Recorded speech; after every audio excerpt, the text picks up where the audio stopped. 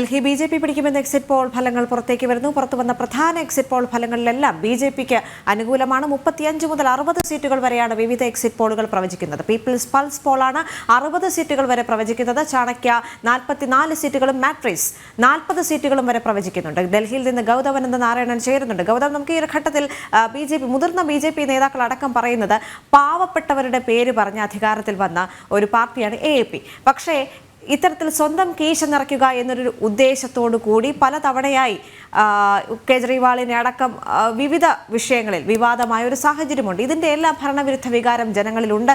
മാത്രവുമല്ല, ഈ സാമുദായികപരമായ അല്ലെങ്കിൽ നമുക്കറിയാം മതപരമായ കാര്യങ്ങളിൽ പോലും വിവാദപരമായ പരാമർശങ്ങൾ കേജ്രിവാളിൻ്റെ ഭാഗത്തു നിന്നും ഉണ്ടാകുന്നു. അത് വലിയൊരു വിഭാഗം ജനങ്ങളെ വൈകാരികമായി ബാധിക്കുന്ന ഒരു കാര്യം കൂടി ഉണ്ടായിരുന്നല്ലോ. ഇതിൻ്റെ എല്ലാം ഒരു ഫലമാണ് ഇന്ന് പുറത്തു വന്ന എക്സിറ്റ് പോൾ ഫലങ്ങൾ എന്നാണ് നേതാക്കളടക്കം പറഞ്ഞു വെക്കുന്നത്.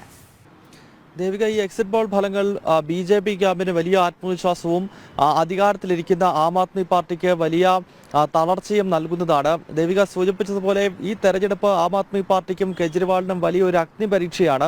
2015-ലോ 20-ലോ തെരഞ്ഞെടുപ്പിനെ നേരിടുന്ന ഘട്ടത്തിൽ ഇത്രത്തോളം വലിയ ആരോപണങ്ങൾ ആം ആദ്മിക്കെതിരെ, അരവിന്ദ് കെജ്രിവാളിനെതിരെ ഉണ്ടായിരുന്നില്ല. പക്ഷേ ഈ തെരഞ്ഞെടുപ്പിന്റെ ഏറ്റവും വലിയ പ്രത്യേകത ഡൽഹി മദ്യനയ അഴിമതി ഉൾപ്പെടെയുള്ള വിഷയങ്ങൾ ജനങ്ങൾക്ക് മുന്നിൽ നിൽക്കുകയാണ്. ആം ആദ്മി രാഷ്ട്രീയത്തിന്റെ അടിത്തറ നമുക്കറിയാവുന്നതാണ്. അണ്ണാ ഹസാരെയെ പോലെ ഒരു ഗാന്ധിയൻ തുടങ്ങിവെച്ച അഴിമതിക്കെതിരെയുള്ള വലിയ സമരം അത് രണ്ടാം UPA സർക്കാരിന്റെ കാലത്ത് ഡൽഹിയിൽ നടക്കുമ്പോൾ അന്ന് അണ്ണാ ഹസാരെയുടെ വേദിയിൽ അദ്ദേഹത്തിന്റെ ശിഷ്യനെ പോലെ വന്ന ഇന്ത്യ അഗൈൻസ്റ്റ് കറപ്ഷന്റെ ഭാഗമായി നിന്ന് പിന്നീട് അഴിമതി താൻ വെച്ചുപൊറുപ്പിക്കില്ലെന്നും അഴിമതിക്കെതിരെയുള്ള പോരാട്ടമാണ് ആം ആദ്മിയുടെ രാഷ്ട്രീയം എന്ന് പ്രഖ്യാപിച്ചുകൊണ്ട് ഇന്ത്യൻ രാഷ്ട്രീയത്തിലേക്ക്, പ്രത്യേകിച്ച് ഡൽഹി രാഷ്ട്രീയത്തിലേക്ക് കടന്നു വന്ന ഒരു സർക്കാർ ഉദ്യോഗസ്ഥനാണ് അരവിന്ദ് കെജ്രിവാൾ. പക്ഷേ 11 വർഷത്തെ ഡൽഹിയിലെ ഭരണത്തിനൊടുവിൽ രാജ്യം കണ്ടിട്ടുള്ള ഏറ്റവും വലിയ അഴിമതിക്കാരിൽ ഒരാളായി അരവിന്ദ് കെജ്രിവാൾ ചിത്രീകരിക്കപ്പെട്ടു എന്നത് നമ്മൾ കണ്ടു. പ്രത്യേകിച്ച് ഡൽഹി മദ്യനയ അഴിമതിയിൽ രാജ്യത്തെ ഏജൻസികൾ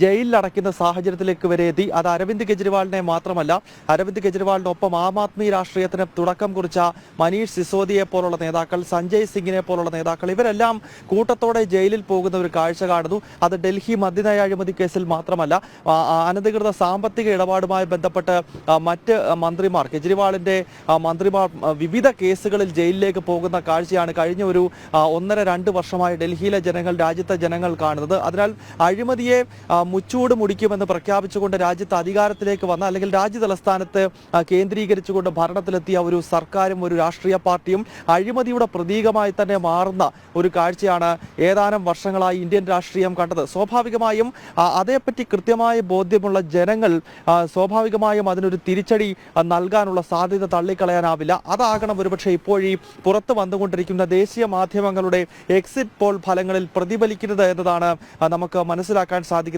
കാരണം കെജ്രിവാളിനെതിരെ, ആം ആദ്മി സർക്കാരിനെതിരെ വലിയ അമർഷം രാജ്യ തലസ്ഥാനത്തെ ജനങ്ങൾക്കിടയിൽ രൂപപ്പെട്ടു. വിവിധ അഴിമതി കേസുകൾ പുറത്തു വരുന്നു. 2015-ലും 20-ലും നൽകിയ വാഗ്ദാനങ്ങൾ പലതും വാഗ്ദാനങ്ങൾ മാത്രമായി തന്നെ ശേഷിച്ചു. ശുദ്ധമായ കുടിവെള്ളം നൽകാം എന്ന പ്രഖ്യാപനം കടലാസിൽ മാത്രമായി. വീടുകൾ ഡോർ ടു ഡോർ റേഷൻ വിതരണം ചെയ്യുമെന്ന പ്രഖ്യാപനം കേവലം പ്രഖ്യാപനമായി. അതിലെല്ലാം ഉപരിയായി യമുന ശുചീകരിക്കുമെന്നത് കേവലം വാഗ്ദാനം മാത്രമായി മാറി. അവിടെ ഛഠ് പൂജ നടത്താൻ പോലും കഴിയാത്ത രീതിയിലേക്ക് യമുനാ നദിയുടെ സാഹചര്യങ്ങൾ അത്രത്തോളം മോശമായി എന്നത് ജനങ്ങൾക്ക് മുന്നിലുണ്ട്. അപ്പോൾ ഇതിനെല്ലാം സ്വാഭാവികമായും ഒരുപക്ഷെ ജനങ്ങൾ ഒരു തിരിച്ചടി നൽകാനുള്ള സാധ്യതയുണ്ട്. അതുതന്നെയാണ് ബി.ജെ.പി ഇവിടെ ഉപയോഗപ്പെടുത്തിയത് എന്ന് വേണം മനസ്സിലാക്കാൻ. അരവിന്ദ് കെജ്രിവാളിനെതിരെയുള്ള ഭരണവിരുദ്ധ വികാരത്തിനൊപ്പം നരേന്ദ്രമോദി ഇമ്പാക്ട് നമുക്കറിയാം. നരേന്ദ്രമോദിയോട് ഡൽഹിയിലെ ജനങ്ങൾക്ക് വലിയ താല്പര്യമുണ്ട്. കാരണം 2014-ലും 19-ലും 20 ഈ 3 ലോക്സഭാ തെരഞ്ഞെടുപ്പുകളുടെ വോട്ട് നമ്മൾ പരിശോധിച്ച് കഴിയുമ്പോൾ 7 സീറ്റുകളും ഡൽഹിയിലെ ജനത നരേന്ദ്രമോദിക്ക് നൽകിയിരിക്കുകയാണ്. അപ്പോൾ പ്രധാനമന്ത്രിക്ക് എത്രത്തോളം സ്വാധീനം ഡൽഹിയിലെ ജനങ്ങൾക്കിടയിൽ ഉണ്ട് എന്ന് നമ്മൾ ഈ 3 തെരഞ്ഞെടുപ്പുകളുടെ വോട്ടിംഗ് പാറ്റേൺ മാത്രം പരിശോധിച്ച് കഴിഞ്ഞാൽ മനസ്സിലാക്കാൻ സാധിക്കും. അത് നിയമസഭാ തെരഞ്ഞെടുപ്പിൽ കൂടി ഈ തവണ പ്രതിഫലിച്ചിട്ടുണ്ടെങ്കിൽ തീർച്ചയായും മഹാരാഷ്ട്രയിലും ഹരിയാനയിലും ഒക്കെ കണ്ടതുപോലെ ബി.ജെ.പിയുടെ ഒരു വലിയ സുനാമി തന്നെ ബി.ജെ.പിക്ക് അനുകൂലമായി ഡൽഹിയിൽ ആഞ്ഞടിക്കാനുള്ള സാധ്യതയുണ്ട്. അതിൻ്റെ ചില മുൻവിധികളാണ് നമ്മളിപ്പോൾ ഈ സ്ക്രീനിൽ കണ്ടുകൊണ്ടിരിക്കുന്ന എക്സിറ്റ് പോൾ കണക്കുകൾ. ദേവിക. ശരി ഐസക്, നമുക്ക് ഈ ഒരു ഘട്ടത്തിൽ പറയേണ്ടത് BJPക്ക് അവിടെ വലിയൊരു മുന്നേറ്റം ഉണ്ടാകുന്നു എന്ന് എക്സിറ്റ് പോൾ ഫലങ്ങളെല്ലാം ഒരേ സ്വരത്തിൽ പറയുന്നൊരു സാഹചര്യം. പക്ഷേ അവിടെ നമ്മൾ ശ്രദ്ധിക്കേണ്ട മറ്റൊരു കാര്യമുണ്ട്. കോൺഗ്രസിന് ഒരു സീറ്റ് പോലും ലഭിക്കില്ല എന്ന് പറയുന്ന എക്സിറ്റ് പോൾ ഫലങ്ങൾ കൂടുതൽ വന്നിരിക്കുകയാണ്. ഈ ഒരു ഘട്ടത്തിൽ കൂടിപ്പോയാൽ 1 മുതൽ 3 വരെ സീറ്റുകൾ മാത്രമേ കോൺഗ്രസിന് ലഭിക്കൂ എന്ന് ചില എക്സിറ്റ് പോൾ ഫലങ്ങൾ സൂചിപ്പിക്കുമ്പോൾ, ആദ്യം ആം ആദ്മി പാർട്ടി വിജയത്തിലേക്ക് വരുമ്പോൾ പോലും കോൺഗ്രസിൻ്റെ ഒരു സഹായം അവിടെ ഉണ്ടായിരുന്നു എന്നുള്ള കാര്യത്തിൽ സംശയമില്ല. പക്ഷേ ഇപ്പോൾ ചിത്രത്തിലേ ഇല്ലാതാകുന്നു കോൺഗ്രസ്, അതുകൂടി നമ്മൾ എടുത്തു പറയേണ്ട ഒരു കാര്യമല്ലേ? തീർച്ചയായും ദേവിക, ഈ ചിത്രത്തിലെ ഇല്ലാതാകുന്നു എന്ന് പറയുന്നതിൻ്റെ പ്രധാനപ്പെട്ട കാരണം തന്നെ നമ്മൾ എടുത്തു പറയേണ്ടത് കോൺഗ്രസിനെ ഗ്രസിച്ചിരിക്കുന്ന, അല്ലെങ്കിൽ കാലങ്ങളായി കോൺഗ്രസിനെ ഒരു മാറാവ്യാധി പോലെ പിടികൂടിയിരിക്കുന്ന അഴിമതി തന്നെയാണ്. ഈ അഴിമതിയുടെ കാര്യത്തിൽ കോൺഗ്രസ് തുടർച്ചയായി ഏത് കോൺഗ്രസ് മന്ത്രിസഭകളായാലും ഏതായാലും ഈ അഴിമതിയുടെ കാര്യത്തിൽ വലിയ ആഘാതമേൽക്കുന്നൊരു സ്വഭാവം അവരുടെ സർക്കാരുകൾക്കെല്ലാം തന്നെ ഉണ്ട്. അത് അഴിമതി അതിൻ്റെ അടിസ്ഥാന സ്വഭാവമായി മാറിയിരിക്കുന്ന ഒരു സാഹചര്യമുണ്ട്. സ്വാഭാവികമായും നമുക്കറിയാവുന്നതാണ്, അഴിമതി വിരുദ്ധ വികാരത്തെ അതിശക്തമായി നിലനിർത്തുന്നതിന്, അല്ലെങ്കിൽ അതിശക്തമായി അത് ഈ തെരഞ്ഞെടുപ്പിൽ പ്രകടിപ്പിക്കുന്നതിനും അത് യാഥാർത്ഥ്യമാക്കുന്നതിനുമുള്ള നീക്കങ്ങൾ വളരെ കൃത്യമായും പ്രതിപക്ഷ പാർട്ടികളുടെ ഭാഗത്തു നിന്നുണ്ടാവുകയും ചെയ്തു. തീർച്ചയായും BJP ആ കാര്യത്തിൽ ആശയപരമായും അതുപോലെ തന്നെ പ്രവർത്തന രീതികളിലും, അടിസ്ഥാനപരമായ പ്രവർത്തന രീതികളിലും സംഘടനാ രീതികളിലുമെല്ലാം തന്നെ മികച്ച മുന്നേറ്റം ഡൽഹിയിൽ നടത്തുകയും ചെയ്തു. അവിടെയാണ് ഈ കോൺഗ്രസ് പരാജയപ്പെട്ടത്. ആശയപരമായി നിലനിൽക്കാൻ ഒന്നുമില്ലാത്തൊരു സാഹചര്യം. അതുപോലെ തന്നെ ഈ ലോക്സഭാ തെരഞ്ഞെടുപ്പിൽ AAPയെ കൂടെ കൂട്ടി ഒരു ഇന്ത്യ മുന്നണി സൃഷ്ടിക്കുന്ന ഒരു സാഹചര്യം ഉണ്ടായിരിക്കുന്നു. ആശയപരമായ ഒരു ഉറച്ച നിലപാടില്ലാത്തൊരു സാഹചര്യം ഉണ്ടാക്കുന്ന ഒരു പശ്ചാത്തലം ഒരു സമയം രാഷ്ട്രീയ പാർട്ടി എന്ന നിലയിൽ ആം ആദ്മി പാർട്ടി നേരിടുന്നു. അതേസമയം തന്നെ അഴിമതിയുടെ വിഷയങ്ങൾ നേരിടുകയും ചെയ്യുന്നു. ഈ ഒരു പശ്ചാത്തലത്തിലാണ് ഈ 2 വിഷയങ്ങളും ഒരുപോലെ പരിശോധിക്കപ്പെടേണ്ടത് എന്നാണ് നിരീക്ഷകരെല്ലാം തന്നെ കരുതുന്നത്. ഈ 2 വിഷയങ്ങൾ, അതായത് ജനങ്ങൾക്കിടയിൽ ഒരു ആശയം കൃത്യമായി പറയാൻ സാധിക്കാത്തൊരു സാഹചര്യം കോൺഗ്രസിനുണ്ടാകുന്നു. അതുപോലെ തന്നെ അഴിമതിയുടെ വലിയ പ്രശ്നങ്ങൾ അവർ തുടർച്ചയായി ഉണ്ടാകുന്നു. ജനകീയ സ്വാധീനം, അല്ലെങ്കിൽ ഓരോ വീടുകളിലും അല്ലെങ്കിൽ സ്ക്വാഡ് പ്രവർത്തനം നടത്താൻ പോലും ആളെ കിട്ടാത്തൊരു സാഹചര്യം കോൺഗ്രസിന് ഡൽഹിയിൽ ഉണ്ടാകുന്നു എന്നതാണ്. ഇപ്പോൾ ദേവിക സൂചിപ്പിച്ചതുപോലെ 1 മുതൽ 3 വരെ സീറ്റുകൾ നേടിയേക്കാമെന്ന് ചില എക്സിറ്റ് പോളുകൾ പറയുന്നുണ്ടെങ്കിലും ആ എക്സിറ്റ് പോളുകളും സൂചിപ്പിക്കുന്ന വോട്ട് ഷെയറിൻ്റെ പാറ്റേൺ പരിശോധിക്കുമ്പോൾ ഈ 1 മുതൽ 3 വരെയുള്ള സീറ്റ് എന്ന് യുക്തിഭദ്രമായി നമുക്ക് സ്ഥിരീകരിക്കാൻ സാധിക്കാത്തൊരു സാഹചര്യമുണ്ട്.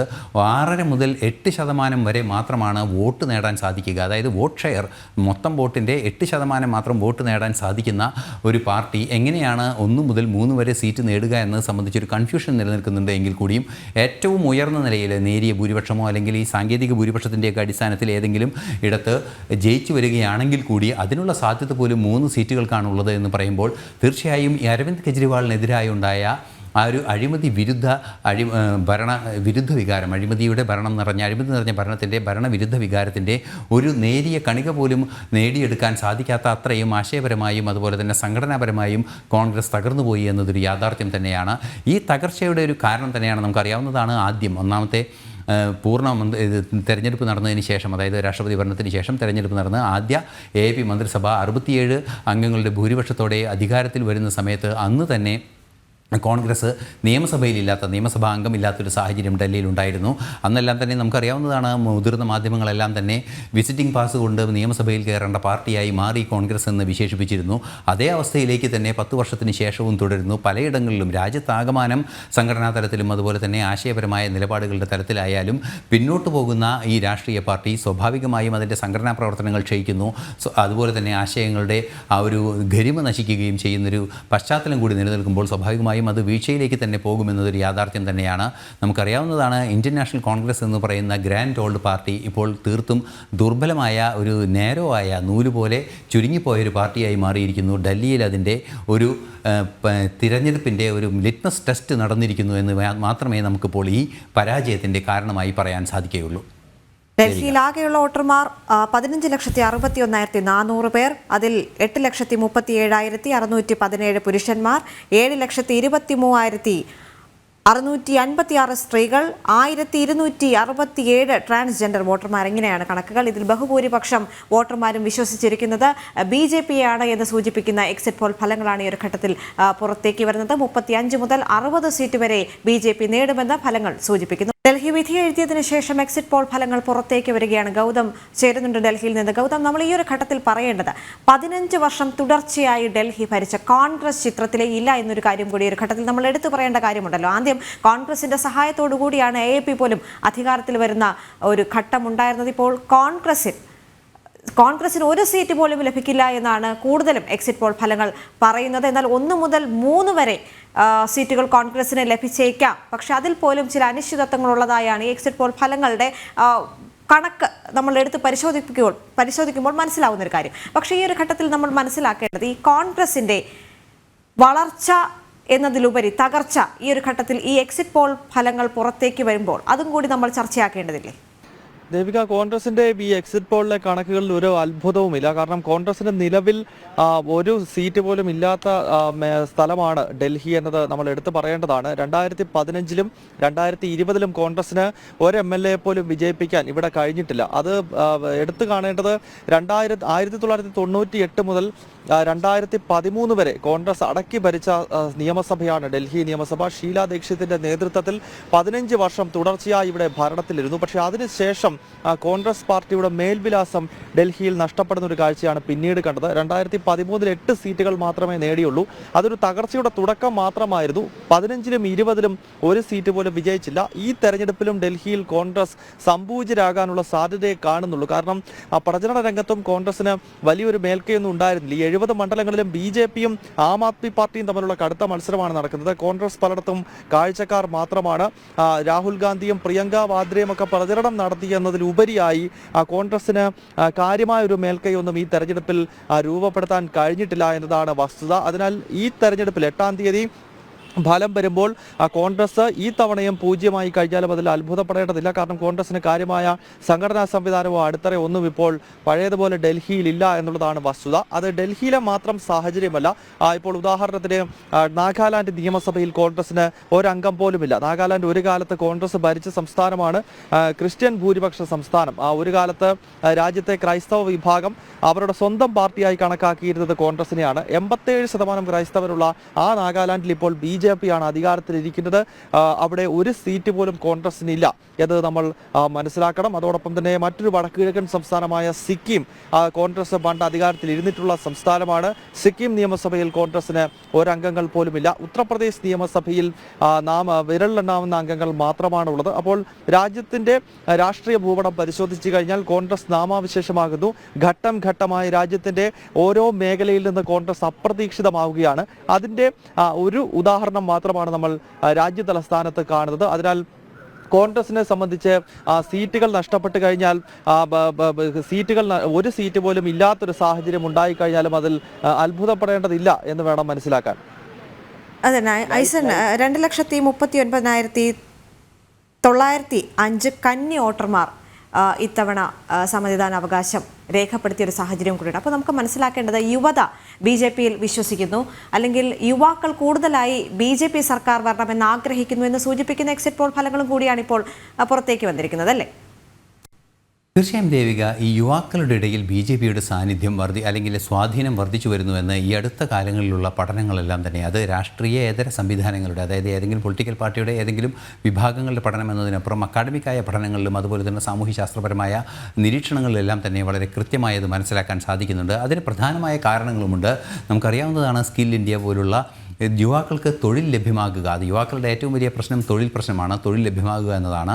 തൊഴിൽ ലഭ്യമാക്കുന്നതിനെ കൃത്യമായ ഇടപെടൽ നടത്താൻ കേന്ദ്ര സർക്കാരിനെ നേരത്തെ തന്നെ, അതായത് 2014 അധികാരത്തിൽ വരുന്ന കേന്ദ്ര സർക്കാരിന് തന്നെ സാധിച്ചിരുന്നു എന്നതാണ് ഏറെ പ്രാധാന്യത്തോടെ നോക്കിക്കാണേണ്ട വിഷയം. അത്തരത്തിലൊരു സാഹചര്യം നിലനിന്നപ്പോൾ സ്വാഭാവികമായും ഈ സ്കിൽ ഇന്ത്യ പോലുള്ള സംവിധാനങ്ങളിലൂടെ, ഈ നൈപുണ്യ വികസനത്തിലൂടെ തൊഴിലവസരങ്ങൾ ലഭിച്ചു. അത് നമുക്ക് അതിൻ്റെ നേരിട്ട് കാണാൻ സാധിക്കുന്നൊരു സാഹചര്യം പോലും, അത് കന്നി വോട്ടർമാരുടെ മുൻ തലമുറയിലെ യുവാക്കൾ അത് നേടിയെടുക്കുന്നത് നേരിട്ട് കണ്ട് അത് കണ്ട് അനുഭവിച്ച് വന്നവരാണ് ഈ കന്നി വോട്ടർമാരെല്ലാവരും തന്നെ. സ്വാഭാവികമായും ഈ കഴിഞ്ഞ ഒരു 10 വർഷമായി ഭരണത്തിലില്ലാത്തൊരു പാർട്ടി ഇപ്പോൾ വീണ്ടും ഭരണത്തിൽ നിന്ന് പുറത്താക്കപ്പെട്ട ഒരു സംവിധാനമാണ് ഇന്ത്യ മുന്നണി ആയിക്കോട്ടെ, അല്ലെങ്കിൽ കോൺഗ്രസ് ആവട്ടെ, കോൺഗ്രസിൻ്റെ പഴയ സഖ്യമാവട്ടെ, UP ആകട്ടെ, ഏത് സഖ്യമായാലും 10 വർഷമായി ഭരണവും ഈ രാജ്യത്തിൻ്റെ മുന്നേറ്റവും എല്ലാം തന്നെ കൃത്യമായി നടക്കുന്നു എന്ന് നേരിൽ കാണുകയും ആ നേരിൽ കാണുന്നതിനെ അടിസ്ഥാനപരമായ കാരണം BJP നയിക്കുന്ന ഒരു സർക്കാരാണെന്നുള്ള തിരിച്ചറിവ് യുവാക്കൾക്കിടയിൽ സ്വാഭാവികമായും ഉണ്ടാകും. ദേശീയപാതയുടെ വികസനം, റെയിൽവേയുടെ വികസനം, ഇതെല്ലാം തന്നെ നേരത്തെ UPA-യുടെ കാലത്തുണ്ടായിരുന്ന വികസനത്തിൻ്റെ 6-7 ഇരട്ടി വേഗതയിൽ കൃത്യമായി മുന്നോട്ട് പോകുന്ന ഒരു സാഹചര്യം, ആധുനികമായ സംവിധാനങ്ങളോടെ മുന്നോട്ട് പോകുന്ന ഒരു സാഹചര്യം നേരിൽ കാണുന്ന അവസ്ഥ യുവാക്കൾക്കുണ്ടാകുമ്പോൾ സ്വാഭാവികമായും BJP-യിൽ അവർ ആകൃഷ്ടരാകുന്നത് തെറ്റു പറയാനാകില്ല, അല്ലെങ്കിൽ BJP-യിൽ ആകൃഷ്ടരാകുന്നതാണ് ശരി എന്ന ബോധ്യങ്ങളിലേക്ക് അവർ നയിക്കുന്നതിനെ നമുക്ക് തെറ്റായ രീതിയിൽ വിമർശിക്കാനാവില്ല എന്നതൊരു യാഥാർത്ഥ്യം തന്നെയാണ്. അതുകൊണ്ട് തന്നെ BJP തങ്ങൾക്ക് പ്രതീക്ഷ നൽകുന്ന ഒരു പാർട്ടിയാണ്, പ്രതീക്ഷ നൽകുന്ന തങ്ങളുടെ ഭാവിയെ കരുതുന്ന ഒരു പാർട്ടിയാണ് എന്ന ബോധ്യം കൃത്യമായി ജനങ്ങൾക്കിടയിൽ, അതുപോലെ തന്നെ സ്വാഭാവികമായും കന്നി വോട്ടർമാർക്കിടയിലും അതുപോലെ തന്നെ യുവാക്കൾക്കിടയിലും ഉണ്ടാക്കാൻ സാധിച്ചു, അല്ലെങ്കിൽ ഉണ്ടായി വന്നു എന്നതൊരു യാഥാർത്ഥ്യം തന്നെയാണ്. അത് നയങ്ങളുടെയും അതുപോലെ തന്നെ സാഹചര്യങ്ങളും വളർന്നതുകൊണ്ട് തന്നെയാണ് സ്വാഭാവികമായും ഈ BJPയുടെ ഈ കന്നി വോട്ടർമാരുടെ ഒരു സാന്നിധ്യം കൃത്യമായും അത് തിരിച്ച്, അതായത് തങ്ങളുടെ നിലപാടുകൾ കൃത്യമായി അവതരിപ്പിക്കാനുള്ള ഒരു സ്വാധീനിക്കപ്പെട്ട ഘടകം BJPയുടെ ഭരണത്തിൻ്റെ നേട്ടങ്ങളാണ് എന്നതുകൊണ്ട് തന്നെ അവർ തീർച്ചയായും BJPയെ പിന്തുണയ്ക്കുക തന്നെ ചെയ്യും. അതൊരു കൃത്യമായ രാഷ്ട്രീയ ബോധ്യമാണ്. അത് പുതുതലമുറ, അതായത് ചെറുപ്പക്കാരാണ് ഇത്തരത്തിൽ ഈ തെരഞ്ഞെടുപ്പ് രംഗത്തേക്ക് വരികയും രാഷ്ട്രീയത്തിൽ ആകർഷകരാകുകയൊക്കെ ചെയ്യുന്ന ഒരു പ്രായത്തിൽ അവർ കാണുന്ന മാതൃകാപരമായൊരു പാർട്ടി BJP എന്നതുകൊണ്ട് തന്നെ ആ BJPക്കൊപ്പം നിൽക്കാനുള്ളൊരു നിലപാട് അല്ലെങ്കിൽ ഒരു താല്പര്യം ചെറുപ്പക്കാരുടെ ഭാഗത്തു നിന്നുണ്ടാകുന്നത് ആശയപരമായും അതുപോലെ തന്നെ ഭരണത്തിൻ്റെ ആ ഒരു കൃത്യത, അല്ലെങ്കിൽ നമുക്കറിയാം അഴിമതിരഹിതമായ ഭരണം, അത്തരത്തിൽ എല്ലാ ആനുകൂല്യങ്ങളും തങ്ങൾക്ക് ലഭിക്കുന്ന ഭരണമുണ്ട് എന്ന് തോന്നുന്നൊരവസ്ഥ യുവാക്കൾക്കിടയിൽ ഉണ്ടാക്കിയത് BJP ആയതുകൊണ്ട് സ്വാഭാവികമായും BJPയിൽ യുവാക്കൾക്ക് സ്വാധീനം വർദ്ധിക്കുകയും പ്രതീക്ഷ വർദ്ധിക്കുകയും വിശ്വാസം വർദ്ധിക്കുകയും ചെയ്യുന്നത് തീർച്ചയായും അത് ആ പാർട്ടിയുടെ പ്രവർത്തനത്തിൻ്റെ നേട്ടം തന്നെയാണ് എന്ന കാര്യത്തിലും തർക്കമില്ല. അതുകൊണ്ട് തന്നെ യുവാക്കൾക്കിടയിൽ സ്വാധീനിക്കപ്പെടുന്ന ഒരു പാർട്ടി, ലോകത്തിൽ തന്നെ യുവാക്കൾക്കിടയിൽ അതിശക്തമായി സ്വാധീനിച്ച ഒരു പാർട്ടി എന്ന് തന്നെയാണ് BJPയെ വിശേഷിപ്പിക്കേണ്ടത്. സ്വാഭാവികമായും ഈ കന്നി വോട്ടർമാരുടെ വലിയൊരു ഷെയർ BJPക്ക് ലഭിക്കുന്നു എന്നത് ഒരു യാഥാർത്ഥ്യമായി ഡൽഹി തെരഞ്ഞെടുപ്പിൽ മുന്നിൽ നിൽക്കുകയുമാണ്. ദേവിക. ശരി ഗൗതം, ഈ ഒരു ഘട്ടത്തിൽ നമ്മൾ ചർച്ച ചെയ്യേണ്ട മറ്റൊരു കാര്യം, AAP സർക്കാർ അധികാരത്തിൽ വരുമ്പോൾ പറഞ്ഞിരുന്ന ചില വാഗ്ദാനങ്ങൾ അതെല്ലാം പൂർത്തീകരിക്കാൻ കഴിഞ്ഞിട്ടുണ്ടോ എന്നുള്ളൊരു കാര്യം കൂടി ഇവിടെ നമ്മൾ പരിശോധിക്കേണ്ടതില്ലേ? കാരണം നിരവധി പ്രശ്നങ്ങളുണ്ട്. അന്തരീക്ഷ മലിനീകരണം തുടങ്ങി ജലത്തിൻ്റെ ദൗർലഭ്യത മുതൽ വളരെയധികം ജനങ്ങൾ ബുദ്ധിമുട്ടുന്നൊരു സാഹചര്യം കൂടി AAP സർക്കാരിൻ്റെ കാലഘട്ടത്തിൽ നമ്മൾ കണ്ടതാണ്. പക്ഷേ ഇപ്പോഴും അതിനൊരു പരിഹാരം ഉണ്ടാക്കാൻ ഡൽഹി സർക്കാരിന് കഴിഞ്ഞിട്ടില്ല. ഇതെല്ലാം ഈ തിരഞ്ഞെടുപ്പിൽ കൃത്യമായി നിഴലിച്ചിട്ടുണ്ട് എന്ന് സൂചിപ്പിക്കുന്ന ഒരു ഫലങ്ങൾ കൂടിയാണല്ലോ ഇത്തവണത്തേത്. വാഗ്ദാനങ്ങൾ പരിശോധിച്ചു കഴിഞ്ഞാൽ അത് മനസ്സിലാകും. ആം ആദ്മി പാർട്ടിയുടെ ഏറ്റവും പ്രധാനപ്പെട്ട കഴിഞ്ഞ തെരഞ്ഞെടുപ്പിലെ വാഗ്ദാനങ്ങളിലൊന്ന് ഡൽഹിയിൽ മുഴുവൻ ജനങ്ങൾക്കും ശുദ്ധജലം നൽകുമെന്നുള്ളതായിരുന്നു. ഡൽഹി നിവാസികൾ നേരിടുന്ന, പ്രത്യേകിച്ച് ഡൽഹിയിലെ സാധാരണക്കാർ, ഇടത്തരക്കാരും അതോടൊപ്പം തന്നെ സാമ്പത്തികമായി വളരെ പിന്നോക്കം നിൽക്കുന്നവരും താഴെത്തട്ടിൽ ജീവിക്കുന്നവരും നേരിടുന്ന ഏറ്റവും പ്രധാനപ്പെട്ട വെല്ലുവിളികളിലൊന്ന് കുടിവെള്ളവുമായി ബന്ധപ്പെട്ടതാണ്. കാരണം യമുന നദിയുടെ ശോചനീയാവസ്ഥ, ഡൽഹിയുടെ ഏറ്റവും പ്രധാനപ്പെട്ട ജലസ്രോതസ് അത് യമുന നദി തന്നെയാണ്. ആ നദി വളരെ മോശപ്പെട്ട അവസ്ഥയിലൂടെ ഒഴുകുന്നു.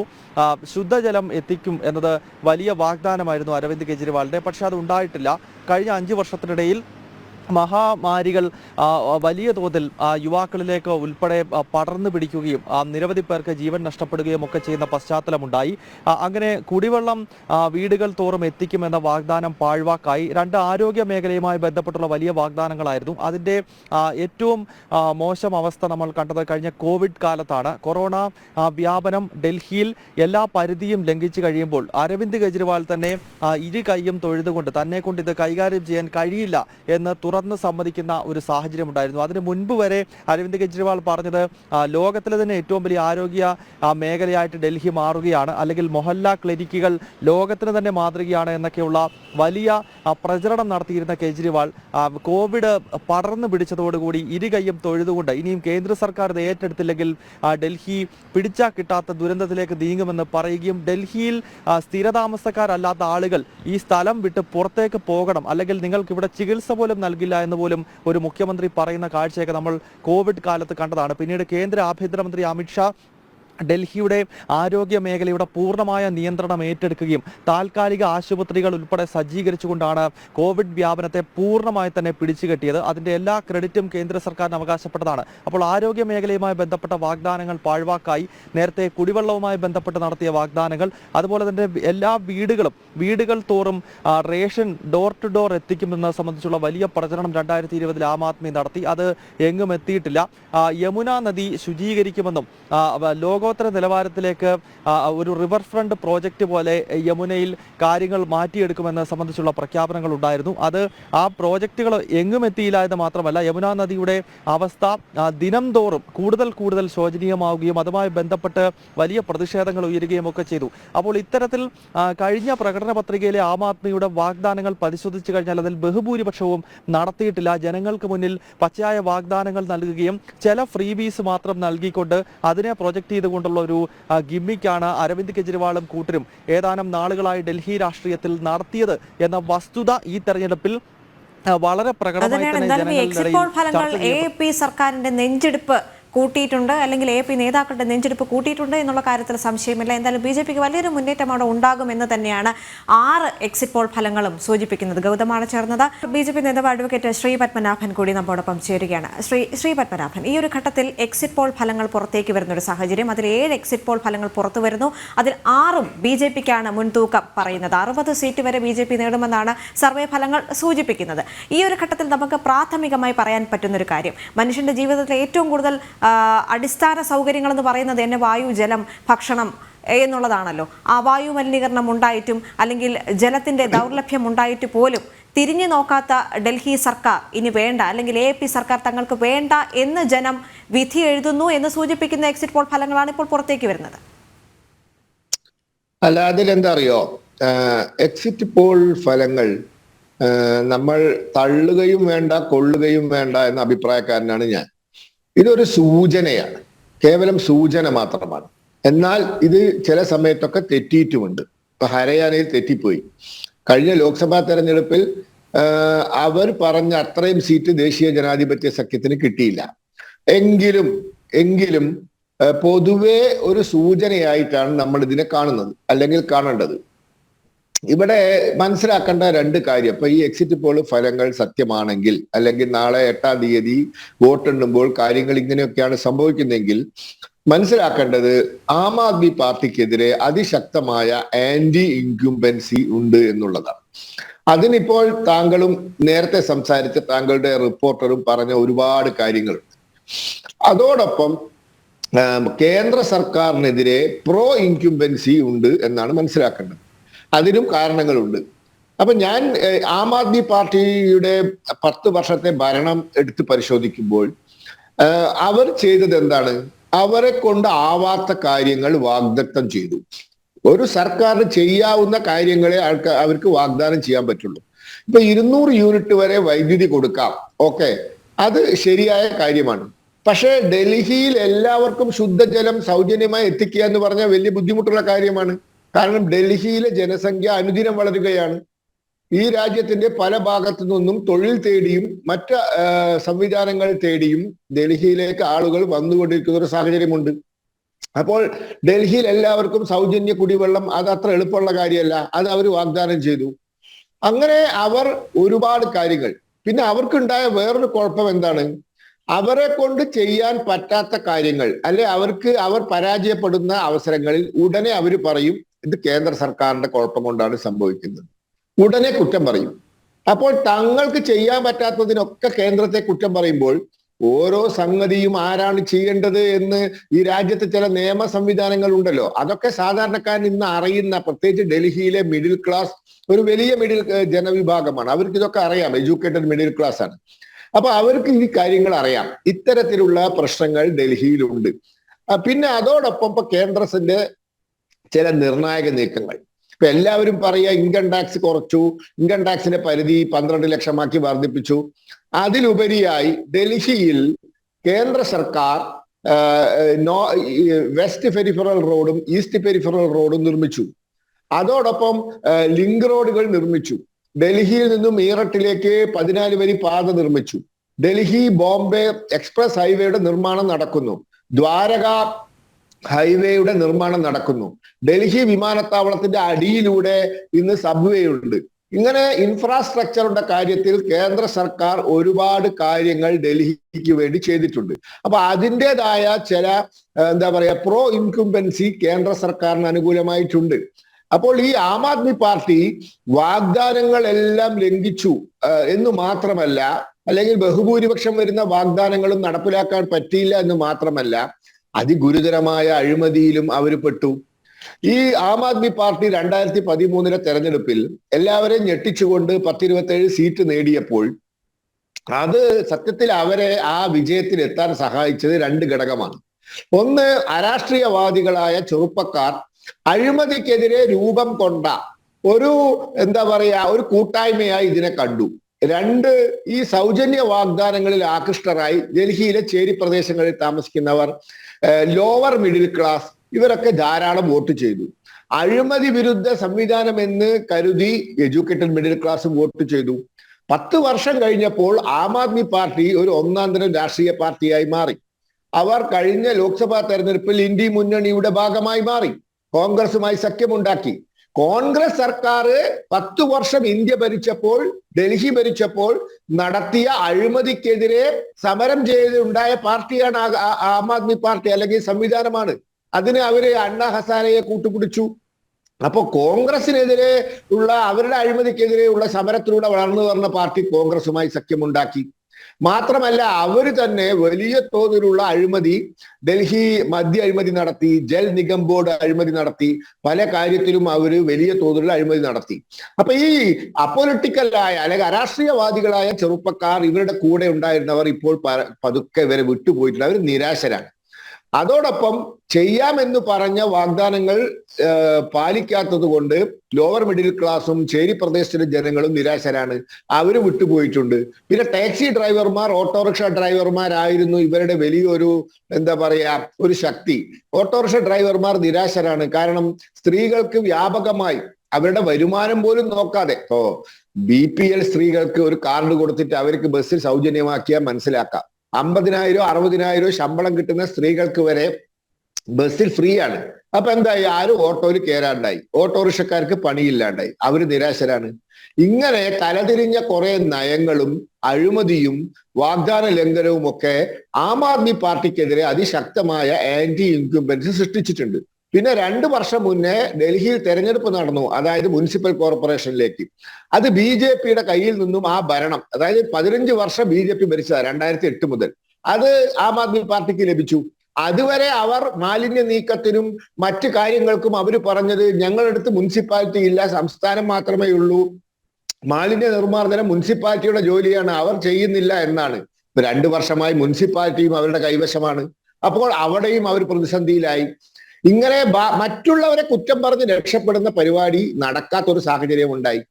അപ്പോൾ അതുകൊണ്ട് ഞാൻ മനസ്സിലാക്കുന്നത്, ഈ എക്സിറ്റ് പോളിന്റെ സൂചനകൾ ശരിയാണെങ്കിൽ ആം ആദ്മി പാർട്ടിക്കെതിരെ അതിശക്തമായ ആന്റി ഇൻക്യുംബൻസിയും ഉണ്ട്. അതോടൊപ്പം കേന്ദ്ര സർക്കാരിനെതിരെ പ്രോ ഇൻക്യുംബൻസിയും ഉണ്ട്. അതാണ് എക്സിറ്റ് പോൾ സൂചിപ്പിക്കുന്നത്. ഇനി ഇത് യാഥാർത്ഥ്യമാവൂ എന്നുള്ളത് നമുക്ക് 8-ാം തീയതി ഉച്ചയോടുകൂടി മനസ്സിലാക്കാൻ സാധിക്കും. ല്ലോ ഈ അരവിന്ദ് കെജ്രിവാളിന്റെ ചില വിവാദപരമായ പ്രസ്താവനകൾ വലിയൊരു തിരിച്ചടിയായിട്ടുണ്ടോ എന്നുകൂടി ഒരു ഘട്ടത്തിൽ നമ്മൾ പരിശോധിക്കേണ്ടതില്ലേ? കാരണം ഏറ്റവും അവസാനം നടത്തിയ യമുന നദിയിൽ വിഷം കലർത്തി എന്ന് തുടങ്ങിയ ചില പ്രസ്താവനകളും കൂടി ഉണ്ടല്ലോ. അടിസ്ഥാനപരമായ അല്ലെങ്കിൽ തെളിവുകൾ നിരത്താൻ കഴിയാത്ത ചില പ്രസ്താവനകൾ. അത് ഡൽഹിയെ സംബന്ധിച്ചിടത്തോളം അവിടുത്തെ ജനങ്ങൾ വളരെയധികം പ്രബുദ്ധരാണ്. അവർക്ക് കൂടുതൽ കാര്യങ്ങൾ ഈ ഒരു വിഷയത്തിൽ ജനവികാരത്തെ വ്രണപ്പെടുത്തുന്ന തരത്തിലുള്ള ചില പ്രസ്താവനകളും കൂടി ഈ ഒരു ഘട്ടത്തിൽ APക്ക് വളരെ വലിയൊരു തിരിച്ചടി എന്ന് കൂടി പറയേണ്ടി വരില്ലേ? ശരി, ഐസൺ ജോസ് ചേരുന്നുണ്ട് വിവരങ്ങളുമായി. ഐസൺ, നമ്മൾ നേരത്തെ പറഞ്ഞു നിർത്തിയെടുത്ത് തന്നെയാണ് തുടങ്ങുന്നത്. കാരണം ചില വിവാദ പ്രസ്താവനകൾ കേജ്രിവാളിന്റെ ഭാഗത്ത് നിന്നും ഉണ്ടായിരിക്കുന്നു. മാത്രവുമല്ല, കേജ്രിവാളിന്റെ അറസ്റ്റ്, അഴിമതിയുമായി ബന്ധപ്പെട്ടുള്ള വിവാദങ്ങൾ, ഇതെല്ലാം നിലനിൽക്കുന്ന സാഹചര്യത്തിൽ ഇനി ഫെബ്രുവരി 8 വരെ നമ്മൾ ഫലപ്രഖ്യാപനത്തിനായി കാത്തിരിക്കണം. എക്സിറ്റ് പോൾ ഫലങ്ങൾ നമുക്ക് അതിനെ അടിസ്ഥാനപ്പെടുത്തി കൂടുതലായി സംസാരിക്കാൻ കഴിയില്ലെങ്കിൽ പോലും ഇതൊരു സൂചനയാണ്. പക്ഷേ എന്നിരുന്നാൽ പോലും കേജ്രിവാളിന് കഴിഞ്ഞ വർഷം ലഭിച്ച ഒരു ജനപിന്തുണ എന്തായാലും ഇത്തവണ ഉണ്ടാകില്ല എന്നുള്ള കാര്യത്തിൽ സംശയമൊന്നുമില്ലല്ലോ. തീർച്ചയായും ദേവിക, ഈ കെജ്രിവാളിന് ലഭിച്ച ആ ഒരു പിന്തുണ എന്ന് പറയുന്നത് അഴിമതി വിരുദ്ധ പ്രതിച്ഛായയുടെ ഒരു പിന്തുണയാണ്. പക്ഷേ ആ പിന്തുണ കൊണ്ട് യാഥാർത്ഥ്യബോധത്തോടെ സമീപിക്കുന്ന സമൂഹത്തിന് ഗുണമില്ല എന്ന് ബോധ്യപ്പെട്ടൊരു സാഹചര്യമുണ്ടായി. തുടർച്ചയായി പല കാര്യങ്ങളിൽ അതെല്ലാം തന്നെ നമുക്ക് മനസ്സിലാക്കാനും സാധിച്ചു. നേരത്തെ ദേവിക സൂചിപ്പിച്ചതുപോലെ ഈ അന്തരീക്ഷ മലിനീകരണം വലിയൊരു പ്രശ്നമായി, ജനങ്ങൾക്കെല്ലാം തന്നെ വലിയ ബുദ്ധിമുട്ടുണ്ടാക്കുന്ന ഒരു വിഷയമായി അത് മാറി. തുടർച്ചയായി ആരോഗ്യ പ്രശ്നങ്ങൾ ഉണ്ടാവുക, അത്തരത്തിൽ വലിയ രീതിയിലുള്ള ആരോഗ്യ പ്രശ്നങ്ങൾ ഉണ്ടാകുമ്പോൾ അതിനെ അഭിസംബോധന ചെയ്യത്തക്ക ഒരു സംവിധാനം രൂപീകരിക്കാനുള്ളൊരു സാധ്യത ആം ആദ്മിക്ക് സർക്കാരിന് സാധിക്കാതെ വരിക, സാധാരണ ജനങ്ങൾക്ക് വേണ്ടി നിലകൊള്ളുന്നൊരു സംവിധാനം എന്ന് പറയുമ്പോഴും അത്തരത്തിൽ സാധാരണ മനുഷ്യരുടെ ജീവിതം സുരക്ഷിതമാക്കുന്നതിന് സാധ്യമാകാത്ത ഒരു സാഹചര്യം ഉണ്ടാവുക എന്ന് വന്നപ്പോൾ സ്വാഭാവികമായും അത് വലിയ എതിർപ്പിലേക്ക് തന്നെ എത്തുകയും ചെയ്തു. നമുക്കറിയാവുന്നതാണ്, നിരവധി ഇപ്പോൾ നേരത്തെ ശ്രീ പത്മനാഭനൊക്കെ ചൂണ്ടിക്കാണിച്ച ആ വിഷയങ്ങൾ പോലെ, അതായത് ഈ വാരിക്കോരി ഓരോ ഫ്രീ ബീസിൻ്റെ ഒരു തരം മാർക്കറ്റ് അല്ലെങ്കിൽ ഈ ഫ്രീ ബീസിൻ്റെ ഒരു തരം തെരഞ്ഞെടുപ്പ് രീതി ആം ആദ്മി പാർട്ടി പിന്തുടരുകയും അത് വലിയ തോതിൽ ഖജനാവിനെ പിന്തുണ പിന്തുണയ്ക്കാൻ പറ്റാത്ത, സർക്കാർ ഖജനാവിന് പിന്തുണയ്ക്കാൻ പറ്റാത്തൊരു സാഹചര്യം ഉണ്ടാവുകയും ഇത്തരത്തിലുള്ള പ്രഖ്യാപനങ്ങൾ പലതും നിന്നുപോകുന്ന ഒരു സാഹചര്യം ഉണ്ടാവുകയും അതൊന്നും നടപ്പാകാതെ പോലും ഉണ്ടാകുന്ന സാഹചര്യമുണ്ടായി. ഈ പ്രശ്നങ്ങളെല്ലാം തന്നെ ജനപിന്തുണയെ കൃത്യമായി ജനപിന്തുണയെ അല്ലെങ്കിൽ പ്രതീക്ഷയോടെ വന്ന ജനങ്ങളെ നിരാശരാക്കി പറഞ്ഞുവിട്ട ഒരു സാഹചര്യമുണ്ടായി. ഇത് വലിയ തോതിൽ തെരഞ്ഞെടുപ്പിൽ പ്രതിഫലിക്കുകയും ചെയ്തു എന്നത് തന്നെയാണ് യാഥാർത്ഥ്യം. മറ്റൊരു പ്രധാന വിഷയം എടുത്തു പറയേണ്ടത്, പറയുന്നതൊന്നും യാഥാർത്ഥ്യമാക്കാൻ പറ്റാത്ത ഒരു പാർട്ടി എന്ന രീതിയിലുള്ളൊരു പ്രതിച്ഛായയിലേക്ക് ഈ പാർട്ടി പിന്നോട്ടടിച്ചുകൊണ്ടിരിക്കുന്ന ഒരു സാഹചര്യത്തിൽ പറയുന്നതെല്ലാം നടപ്പാക്കുന്നൊരു പാർട്ടി എന്ന രീതിയിൽ BJP കൃത്യമായും പോസ്റ്റ് ചെയ്യാൻ സാധിക്കുന്നു. സമൂഹത്തിൽ അവരെ പോസ്റ്റ് ചെയ്യാൻ അവർക്ക് സാധിച്ചു എന്നതാണ് ഏറ്റവും പ്രധാനപ്പെട്ട ഒരു തെരഞ്ഞെടുപ്പ് നേട്ടമായി നമ്മൾ കണക്കാക്കേണ്ടത്. അതുകൊണ്ട് തന്നെയാണ് ഈ മുന്നേറ്റം അവർക്ക് നേടാൻ സാധിച്ചതും. ആ ജനവിരുദ്ധ വികാരം എന്നതിനപ്പുറം ജനകീയമായ BJPക്ക് അനുകൂലമായ ഒരു വികാരം കൂടി ഈ BJPയെ അല്ലെങ്കിൽ ഈ ആം ആദ്മി പാർട്ടിയുടെ പിന്നോട്ടടിക്ക് കാരണമായി എന്നതൊരു യാഥാർത്ഥ്യം തന്നെയാണ്. അതിനെ പിന്നാലെയാണ് ഈ അഴിമതിയുടെ വിഷയങ്ങളും തുടർച്ചയായ അഴിമതി കഥകളാണ് കേട്ടുകൊണ്ടിരിക്കുന്നത് ആം ആദ്മി പാർട്ടിയെ സംബന്ധിച്ചിടത്തോളം. അത് ഈ ഇത്തരത്തിലുള്ള മദ്യനയത്തിൻ്റെ അഴിമതിയാകട്ടെ, അതുപോലെ തന്നെ ഈ നിരവധിയായ മറ്റു പ്രശ്നങ്ങളാകട്ടെ, നിലവിലെ സാഹചര്യത്തിൽ കുടിവെള്ളം ലഭ്യമാക്കുന്നതിനുള്ള സാഹചര്യം പോലും തകർത്തെറിഞ്ഞൊരു പശ്ചാത്തലമുണ്ടായി. നമുക്കറിയാവുന്നതാണ്, എല്ലാ ദിവസവും വാർത്തകളിൽ കൃത്യമായി പുറത്തു വരുന്നത് യമുനയിലെ മലിനീകരണത്തിൻ്റെ കഥകളാണ്. കൊടും ശൈത്യത്തിൽ യമുനയിലെ മലിനീകരണം നടക്കുന്നതിൻ്റെ കാര്യങ്ങളാണ്. അത്തരത്തിൽ ഡൽഹിയിലെ വ്യവസായ അന്തരീക്ഷത്തിൽ നിന്നുണ്ടാകുന്ന ആ പുറത്തേക്ക് വരുന്ന ആ എഫ്ലുവൻ്റ് അതൊന്നും ട്രീറ്റ് ചെയ്യുന്നതിനുള്ള അല്ലെങ്കിൽ അതൊന്നും കൃത്യമായി ആ പ്രശ്നത്തെ അഭിസംബോധന ചെയ്യുന്നതിനുള്ളൊരു സാഹചര്യം ഇല്ലാതെ വരുന്ന ഒരു പശ്ചാത്തലത്തിലേക്ക് ഡൽഹി സർക്കാർ എത്തി എന്നത് തന്നെയാണ് ഇതിനൊരു പ്രശ്നമായി മാറിയത്. അത് ജനങ്ങളുടെ പിന്തുണ നഷ്ടപ്പെടുന്നതിനും ജനങ്ങളുടെ പ്രതീക്ഷ നഷ്ടപ്പെടുന്നതിനും കാരണമായി എന്നത് ഒരു യാഥാർത്ഥ്യം തന്നെയാണ്. അത്തരത്തിൽ ഈ ജനങ്ങളുടെ പ്രതീക്ഷ നഷ്ടപ്പെട്ടത് തന്നെയാണ് അരവിന്ദ് കെജ്രിവാളിനെ പിന്നോട്ടടിക്കുന്ന ഒരു സാഹചര്യത്തിലേക്ക് കൊണ്ടുപോയത്. മാത്രമല്ല, അരവിന്ദ് കെജ്രിവാൾ തന്നെ അഴിമതി കേസുകളിൽ പെടുകയും ദീർഘകാലം ജയിലിൽ കിടക്കുന്ന ഒരു സാഹചര്യം ഉണ്ടാകുന്നു. അത് എൻഫോഴ്സ്മെൻറ്റ് കേസുകളുണ്ടാകുന്നു, അത്തരത്തിൽ കേസുകളുണ്ടാകുന്നു. അതുപോലെ തന്നെ മനുഷ്യാവകാശ ലംഘനങ്ങൾ പോലും അദ്ദേഹത്തിൻ്റെ വീട്ടിൽ നിന്നുണ്ടാകുന്നു. അദ്ദേഹത്തിൻ്റെ ഔദ്യോഗിക വസതിയിൽ, അതായത് മുഖ്യമന്ത്രിയുടെ ഔദ്യോഗിക വസതിയിൽ പോലും ഒരു MP ആയ വനിത ആക്രമിക്കപ്പെടുന്നു എന്ന രീതിയിലൊക്കെ കാര്യങ്ങൾ പോയപ്പോൾ അതീവ ഗൗരവതരമായ വിഷയങ്ങളായി മാറി. ഒരു ഉത്തരവാദിത്വ ബോധത്തോടെ ഭരണം നടത്താൻ സാധിക്കാത്തൊരു മുഖ്യമന്ത്രിയായി സ്വാഭാവികമായും കെജ്രിവാൾ വിശേഷിക്കപ്പെട്ട ഒരു സാഹചര്യം കൂടിയായിരുന്നു. അങ്ങനെയാണ് അദ്ദേഹം രാജിവെക്കുന്നതും അത്തരത്തിലുള്ള നീക്കങ്ങളെല്ലാം തന്നെ ഉണ്ടാകുന്നതും. അത്തരത്തിൽ നിരവധിയായ പ്രശ്നങ്ങൾ ആം ആദ്മി പാർട്ടിയെ ബാധിക്കുന്നു. ആം ആദ്മി പാർട്ടിയുടെ നമുക്കറിയാവുന്നതാണ്, ആദ്യ തെരഞ്ഞെടുപ്പിൽ കേവല ഭൂരിപക്ഷം നേടാനാകാതെ പുറത്തു വരേണ്ടി വന്ന പാർട്ടി പിന്നീട് വലിയൊരു ഭൂരിപക്ഷം നേടി അധികാരത്തിൽ വരുന്നതിനെ പല നീക്കുപോക്കുകളും ഡൽഹിയിലെ ഇത്തരത്തിലുള്ള ലോവർ മിഡിൽ ക്ലാസ്, അതായത് താരതമ്യേന താഴ്ന്ന വരുമാനത്തിലുള്ളവർ താമസിക്കുന്നവരുടെ ആ മേഖലകളിലെല്ലാം തന്നെ പല നീക്കുപോക്കുകളും നടത്താൻ ഡൽഹി ആം ആദ്മി പാർട്ടി തയ്യാറായി. ഇതെല്ലാം തന്നെയാണ് ആം ആദ്മി പാർട്ടിയുടെ പ്രതിച്ഛായയെ അന്ന് തന്നെ പ്രതികൂലമായി ബാധിച്ചത്. നമുക്കറിയാവുന്നതാണ്, മാധ്യമപ്രവർത്തകരും അഭിഭാഷകരും പ്രൊഫഷണലുകളുമൊക്കെ അതുതന്നെയാണ് ചില വിവാദ പ്രസ്താവനകൾ അരവിന്ദ് കെജ്രിവാളിനെ വെട്ടിലാക്കി എന്നുള്ള കാര്യത്തിൽ സംശയമൊന്നുമില്ല. പക്ഷേ ഇതിൻ്റെ എല്ലാം പ്രതിഫലനം ഈ തിരഞ്ഞെടുപ്പ് ഫലങ്ങൾ പുറത്തേക്ക് വരുമ്പോൾ ഉണ്ടാകുമോ എന്നുള്ളൊരു കാര്യം കൂടി നമ്മൾ മനസ്സിലാക്കേണ്ടതുണ്ട്. അഡ്വക്കേറ്റ് ശ്രീ പത്മനാഭൻ തുടരുന്നുണ്ട്. ശ്രീ പത്മനാഭൻ, ഈ ഒരു ഘട്ടത്തിൽ നമ്മൾ നേരത്തെ പരിശോധിച്ചു വന്ന ചില കാര്യങ്ങളും കൂടിയുണ്ടല്ലോ. ഈ AAPയുടെ ഒരു നിരാശാജനകമായുള്ള അല്ലെങ്കിൽ AAPക്ക് നിരാശാജനകമായുള്ള എക്സിറ്റ് പോൾ ഫലങ്ങളാണ് ഇപ്പോൾ പുറത്തേക്ക് വരുന്നത്. അതോടൊപ്പം തന്നെ നമ്മൾ എടുത്തു പറയേണ്ട ഒരു കാര്യം, കോൺഗ്രസ് ചിത്രത്തിലേ ഇല്ല. വളരെയധികം കാലം കോൺഗ്രസ് ഭരണം ഉണ്ടായിരുന്നു. 15 വർഷം തുടർച്ചയായി കോൺഗ്രസ് ഭരിച്ചിരുന്ന രാജ്യ തലസ്ഥാനത്ത് ഇന്ന് കോൺഗ്രസ് ചിത്രത്തിലേ ഇല്ല എന്നൊരു കാര്യവും കൂടിയുണ്ട്. ഈ ഒരു സർവേ ഫലങ്ങളുടെ അടിസ്ഥാനത്തിൽ പറയുകയാണെങ്കിൽ പോലും 1 മുതൽ 3 സീറ്റുകളിൽ കോൺഗ്രസ് ചുരുങ്ങേണ്ടി വരുമെന്നാണ് സർവേ ഫലങ്ങൾ പറയുന്നത്. ഞാൻ പറയാം. ഇപ്പോൾ പല പത്രമാധ്യമങ്ങളും പറയുന്നത് ഈ ഡൽഹിയിൽ കോൺഗ്രസ് ചെറിയ തോതിൽ ഒരു തിരിച്ചുവരവ് നടത്തുമെന്നാണ്. 1-2 സീറ്റ് കോൺഗ്രസിന് കിട്ടുമെന്ന് പല പത്രമാധ്യമങ്ങളും തെരഞ്ഞെടുപ്പിന്റെ തുടക്കം മുതൽ പറയുന്നുണ്ട്. അതിനൊരു കാരണം, അതായത് AAPക്ക് വോട്ട് ചെയ്യുന്ന ന്യൂനപക്ഷ വിഭാഗങ്ങൾ ഇത്തവണ കോൺഗ്രസിന് അനുകൂലമായി വോട്ട് ചെയ്യുമെന്ന് പറയുന്നുണ്ട്. സത്യം നമുക്കറിയില്ല. അതുപോലെ തന്നെ ദളിത് വിഭാഗങ്ങളുടെയിലും ആപ്പിനോടൊരു നിരാശ വന്നത്, അവരും ചിലരൊക്കെ കോൺഗ്രസിന് വോട്ട് ചെയ്തേക്കാം എന്ന് പറയുന്നു. അപ്പോൾ കോൺഗ്രസിന് 1-2 സീറ്റ് കിട്ടിയേക്കാം. മാത്രവുമല്ല, കോൺഗ്രസിന് കഴിഞ്ഞ കാലങ്ങളിൽ കിട്ടിയ വോട്ട് ശതമാനത്തിനും ചെറിയ വർധന ഉണ്ടായേക്കാം എന്ന് പറയുന്നുണ്ട്. അത് ആം ആദ്മി പാർട്ടിയുടെ ചെലവിലാണ് സംഭവിക്കുക. അപ്പോൾ ആം ആദ്മി പാർട്ടി കുറച്ചുകൂടി ക്ഷീണിക്കും. അങ്ങനെ ഒരു സാധ്യത ചില മാധ്യമങ്ങൾ പറയുന്നുണ്ട്. നമുക്കിപ്പോ 8-ാം തീയതി അതിന്റെ സത്യാവസ്ഥ അറിയാൻ പറ്റുള്ളൂ. പക്ഷെ കോൺഗ്രസിന്റെ ഒരു അവസ്ഥ നമ്മൾ പഠിക്കണം. ശ്രീ രാഹുൽ ഗാന്ധിയും ശ്രീ പ്രിയങ്ക ഗാന്ധിയും ശ്രീമതി സോണിയാഗാന്ധിയും ഒക്കെ വോട്ട് ചെയ്യുന്ന മണ്ഡലം ഡൽഹി അസംബ്ലിയിൽപ്പെട്ട ന്യൂഡൽഹി അസംബ്ലി മണ്ഡലമാണ്. അവിടെ കഴിഞ്ഞ 2 തെരഞ്ഞെടുപ്പിലും കോൺഗ്രസിന് കെട്ടിവെച്ച കാശ് കിട്ടിയിട്ടില്ല. ഇത്തവണ മത്സരിക്കുന്നത് സന്ദീപ് ദീക്ഷിത്താണ്, ഷീല ദീക്ഷിത്തിന്റെ മകൻ. ഇത്തവണ എന്ത് സംഭവിക്കുമെന്ന് കണ്ടറിയണം. അതാണ് ഒരു കാര്യം. നേരത്തെ നിങ്ങൾ പറഞ്ഞു ഈ അരവിന്ദ് കെജ്രിവാളിന്റെ വിവാദ പ്രസ്താവനകളെ സംബന്ധിച്ച്. നോക്കൂ, അരവിന്ദ് കെജ്രിവാൾ അരുൺ ജെയ്റ്റ്ലിക്കെതിരെ ഗുരുതരമായ ആരോപണം ഉന്നയിച്ചു. ഡൽഹി ക്രിക്കറ്റ് അസോസിയേഷനിലെ അഴിമതിയുമായി ബന്ധപ്പെട്ട് ഇദ്ദേഹത്തിന് പങ്കുണ്ടെന്ന്. അദ്ദേഹം കോടതിയിൽ കേസ് കൊടുത്തപ്പോൾ പോയി മാപ്പ് പറഞ്ഞു. നിതിൻ ഗഡ്കരിക്കെതിരെ ഗുരുതര ആരോപണം ഉന്നയിച്ചു. നിതിൻ ഗഡ്കരി അഴിമതിക്കാരനാണ്. നിതിൻ ഗഡ്കരി കോടതിയിൽ കേസ് കൊടുത്തപ്പോൾ പോയി മാപ്പ് പറഞ്ഞു. ഇയാൾ ഇങ്ങനത്തെ ഒരു സ്വഭാവക്കാരനാണ്. എന്തെങ്കിലുമൊക്കെ വിളിച്ചു പറയും. ഒരു ഉത്തരവാദിത്തപ്പെട്ട മുഖ്യമന്ത്രി പറയാൻ പാടില്ലാത്ത കാര്യമാണ് യമുനയിലെ ജലത്തിൽ ഹരയാനക്കാർ വിഷം കലർത്തുന്നു. മാത്രവുമല്ല, വേറൊരു തമാശയുണ്ട്.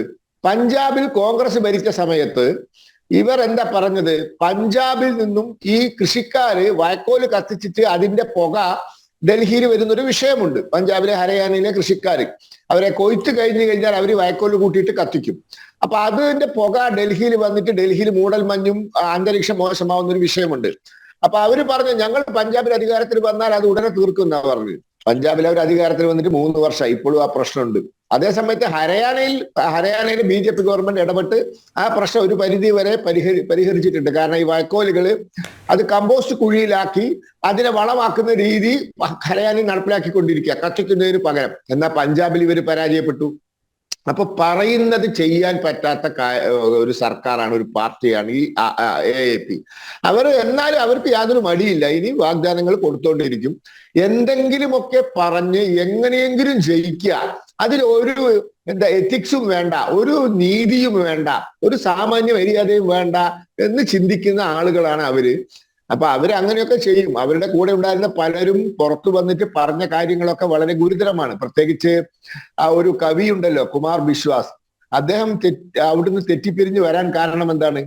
ബാലാകോട്ടിലെയും സർജിക്കൽ സ്ട്രൈക്കിനും തെളിവ് ചോദിച്ചു ആം ആദ്മി പാർട്ടി. അപ്പോൾ അദ്ദേഹം പറഞ്ഞു, പട്ടാളക്കാരോട് ചെയ്ത കാര്യത്തിന് തെളിവ് ചോദിക്കരുത് എന്ന് പറഞ്ഞിട്ടാണ് ഇറങ്ങി വന്നത്. ഇങ്ങനെ വളരെ ഗുരുതരമായ ഒരു രാഷ്ട്രീയ പാർട്ടി ചെയ്യാൻ പാടില്ലാത്ത കാര്യങ്ങൾ അവർ ചെയ്യുന്നുണ്ട്. അത് ഇത്രയും ചുരുങ്ങിയ കാലത്തിനുള്ളിൽ തന്നെ ഈ പണിയൊക്കെ അവർ ചെയ്യാൻ തുടങ്ങി. 10, 75, 50 വർഷം പഴക്കമുള്ള രാഷ്ട്രീയ പാർട്ടികൾ ചെയ്താൽ മനസ്സിലാക്കാം ദുഷിച്ചിട്ടാണ് ഇവ. അപ്പോഴേക്കും എന്തൊക്കെ ചെയ്തു?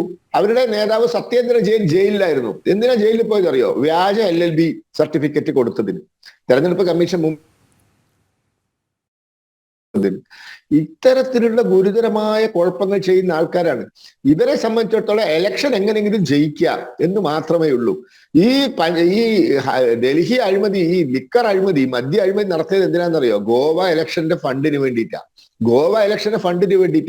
അവിടെ ശരി, എന്തായാലും ഡൽഹി വിധി എഴുതിയിരിക്കുകയാണ്. ഐസർ, നമുക്കറിയാം ഫെബ്രുവരി 8 വരെ നമ്മൾ കാത്തിരിക്കണം ജനവിധി എന്താണ് എന്നറിയാൻ. പക്ഷേ എക്സിറ്റ് പോൾ ഫലങ്ങൾ എപ്പോഴും തെറ്റായി വരുന്നൊരു സാഹചര്യവും ചില ഘട്ടങ്ങളിൽ ഉണ്ടാകാറില്ല. പക്ഷേ എന്നിരുന്നാൽ പോലും ഒരു സൂചനയാണ്, അല്ലെങ്കിൽ എന്തായിരിക്കാം 8-ാം തീയതി പുറത്തേക്ക് വരുന്ന ഫലങ്ങൾ എങ്ങനെയായിരിക്കാം എന്നുള്ളൊരു ചെറിയൊരു സൂചന കൂടിയാണ് എക്സിറ്റ് പോൾ ഫലങ്ങൾ എന്ന് പറയുന്നത്. എന്തായാലും ഭരണവിരുദ്ധ വികാരം അവിടെ ഉണ്ടെന്നുള്ള കാര്യത്തിൽ സംശയമില്ല. കോൺഗ്രസ് ചിത്രത്തിലേ ഇല്ല. എന്നാൽ BJPക്ക് വലിയൊരു മുന്നേറ്റം അവിടെ ഉണ്ടാകുന്നു എന്ന് സൂചിപ്പിക്കുമ്പോൾ ഇതൊരു പുതിയ തുടക്കമാണ്. അല്ലെങ്കിൽ വർഷങ്ങളോളം ഭരണം നഷ്ടപ്പെട്ട് നിന്ന BJPയുടെ ഒരു വലിയ തിരിച്ചുവരവായി അതിനെ കാണാൻ സാധിക്കുന്നു എന്ന് തന്നെയാണ് എക്സിറ്റ് പോൾ ഫലങ്ങൾ പറഞ്ഞു വെക്കുന്നത്, അല്ലേ? തീർച്ചയായും ഈ എക്സിറ്റ് പോൾ ഫലങ്ങളിൽ നിന്നും നമുക്ക് വായിച്ചെടുക്കാവുന്നത് അത് പൂർണ്ണമായും കൃത്യമായൊരു കണക്കല്ല എന്നൊരു സാങ്കേതികത്വം അതിനുണ്ട്. നമുക്കറിയാവുന്നതാണ് ഈ അടിസ്ഥാനപരമായ സ്റ്റാറ്റിസ്റ്റിക്സിൻ്റെ ചില പ്രത്യേകതകളെല്ലാം തന്നെയുണ്ട്. അത് കൃത്യതയാർന്ന 10% അങ്ങോട്ടോ അല്ലെങ്കിൽ ഇത്ര ശതമാനത്തിൻ്റെ വ്യത്യാസങ്ങളൊക്കെ വരാനുള്ള സാധ്യത നമുക്ക് കണക്കാക്കാവുന്നതാണ്. അത്തരത്തിൽ കണക്കാക്കിയാലും നമുക്കൊരു ദിശാസൂചിക കൃത്യമായി ഇതെങ്ങോട്ടാണ് പോകുന്നത് എന്ന് കൃത്യമായി മനസ്സിലാക്കാൻ സാധിക്കുമെന്നത് തന്നെയാണ് പ്രത്യേകത. അത് ആ കണക്കിൽ നോക്കുകയാണെങ്കിൽ ഏറ്റവും കുറഞ്ഞ കുറേ കൂടെ റീസണബിളായി നമുക്ക് മനസ്സിലാക്കാവുന്ന 2-3 എക്സിറ്റ് പോളുകളെ മാത്രം നമ്മൾ പരിശോധിക്കുകയാണെങ്കിൽ 35-ലേറെ സീറ്റ്, 40-42 സീറ്റ് വരെ BJP നേടുമെന്ന് പറയുന്നത് അത് മാത്രം, അതായത് ഏറ്റവും കുറഞ്ഞ ഒരു ഭൂരിപക്ഷം BJPക്ക് പ്രവചിക്കുന്നത് മാത്രം കണക്കിലെടുക്കുകയാണെങ്കിൽ തീർച്ചയായും അതിൽ പോലും BJP കേവല ഭൂരിപക്ഷം നേടാനും കേവല ഭൂരിപക്ഷത്തിനപ്പുറം, അതായത് 36 എന്ന നമ്പറിനപ്പുറം 40-41 എത്താനുമുള്ള സാധ്യതകൾ ചൂണ്ടിക്കാണിക്കുന്നു എന്ന് പറയുന്നത് ഒരു കൃത്യമായ ഒരു മാറ്റത്തിൻ്റെ സാധ്യത തന്നെയാണ് തുറന്നു കാണിക്കുന്നത് എന്ന കാര്യത്തിൽ തർക്കമില്ല. അതുപോലെ തന്നെ എല്ലാ എക്സിറ്റ് പോളുകളും ഒരു പൊതു സ്വഭാവത്തോടെ ഇത് പറയുന്നു. ഇതിൽ ഏറ്റക്കുറച്ചിലുകളുണ്ട് എന്നതൊരു യാഥാർത്ഥ്യം തന്നെയാണ്. എങ്കിൽ കൂടി ഒരു പൊതു സ്വഭാവം വായിച്ചെടുക്കുമ്പോൾ എക്സിറ്റ് പോളുകളിൽ നിന്നെല്ലാം തന്നെ ആ പ്രധാനപ്പെട്ട എക്സിറ്റ് പോളുകളിലെ ബഹുഭൂരിപക്ഷം എക്സിറ്റ് പോളുകളിലും കൃത്യമായ നിലപാട് ഈ എക്സിറ്റ് പോളുകളിൽ നിന്നും നമുക്ക് വായിച്ചെടുക്കാൻ സാധിക്കുന്നുണ്ട്. അത് BJP അനുകൂല നിലപാട് തന്നെയാണ്. അത് വെറുതെ അല്ല എന്നതാണ് മറ്റൊരു യാഥാർത്ഥ്യം. ഏതെങ്കിലും ഒരു കണക്കുകൾ ആരെങ്കിലും കൊണ്ടുവരികയല്ല, മറിച്ച് അത് ജനങ്ങൾക്കിടയിലുള്ള ആം ആദ്മി പാർട്ടിക്കെതിരായ ശക്തമായ ജനവികാരം, അതുപോലെ തന്നെ സർക്കാരിനെതിരായ ജനവികാരം, ഈ വിഷയങ്ങളെല്ലാം തന്നെ ആ വിഷയങ്ങളിലേക്ക് എത്തിച്ച സാഹചര്യങ്ങളുണ്ട്, നിരവധിയായ സാഹചര്യങ്ങളുണ്ട്. നേരത്തെ ഇപ്പോൾ ശ്രീ പത്മനാഭൻ സാറൊക്കെ ചൂണ്ടിക്കാട്ടിയതുപോലുള്ള കൃത്യമായ രാഷ്ട്രീയ പ്രശ്നങ്ങളുണ്ട്. അത് അവരുടെ ജീവിതത്തെ ബാധിക്കുന്നുണ്ട്. ഒരു രാഷ്ട്രീയ വിഷയം നേരിട്ട് ജീവിതത്തെ ബാധിക്കുന്ന ഒരു സാഹചര്യത്തിലേക്ക് പോകുന്നത് കൃത്യമായി അനുഭവിച്ചറിഞ്ഞൊരു നാട്ടുകാർ തന്നെയാണ് എന്നത് തന്നെയാണ് ഇപ്പോൾ ഈ ആം ആദ്മി പാർട്ടിയെ സംബന്ധിച്ചിടത്തോളം വലിയൊരു തിരിച്ചടിയായി മാറിയിരിക്കുന്നത് എന്നതൊരു യാഥാർത്ഥ്യമാണ്. എന്തു തന്നെയായാലും നമുക്ക് ഫെബ്രുവരി 8 വരെ കാത്തിരിക്കേണ്ട സാഹചര്യമുണ്ട്. BJPയെ സംബന്ധിച്ചിടത്തോളം കൃത്യമായും ആ വിജയം നേടേണ്ടത്, വിജയം ഉണ്ടാകുന്നത് കാത്തിരുന്ന് കൃത്യമായി അറിയേണ്ടതുണ്ട് എന്നതൊരു യാഥാർത്ഥ്യം തന്നെയാണ്. എങ്കിൽ കൂടി പ്രതീക്ഷ നൽകുന്നതാണ് BJPക്ക്, പ്രതീക്ഷ അറ്റതാണ് ആം ആദ്മി പാർട്ടിക്ക്. പ്രതീക്ഷയോ പ്രതീക്ഷയില്ലാത്തതോ അല്ല അവസ്ഥയിൽ നിന്നും തീർത്തും തകർന്ന ഒരവസ്ഥയിലാണ് കോൺഗ്രസ് നിൽക്കുന്നത്. തന്നെയാണ് ഡൽഹി നിയമസഭാ തെരഞ്ഞെടുപ്പിൽ വോട്ടിംഗ് അവസാനിച്ചു. 5 മണി വരെയുള്ള പോളിംഗ് ശതമാനം 57.7%. എക്സിറ്റ് പോൾ ഫലങ്ങൾ പുറത്തേക്ക് വരുമ്പോൾ BJPക്ക് വലിയൊരു മുന്നേറ്റം ഉണ്ടാകുന്നു എന്നാണ് സർവേ ഫലങ്ങൾ സൂചിപ്പിക്കുന്നത്. അതോടൊപ്പം തന്നെ AAPക്ക് നിരാശാജനകമായ ഒരു തെരഞ്ഞെടുപ്പ് കാലഘട്ടമായിരിക്കുമെന്നും എക്സിറ്റ് പോൾ ഫലങ്ങൾ പറയുന്നു. കോൺഗ്രസ് നിലവിൽ 3 സീറ്റുകളിൽ താഴെ ചുരുങ്ങുമെന്നും ഈ ഒരു ഘട്ടത്തിൽ എക്സിറ്റ് പോൾ ഫലങ്ങൾ പറഞ്ഞു വയ്ക്കുന്ന ഒരു സാഹചര്യമുണ്ട്.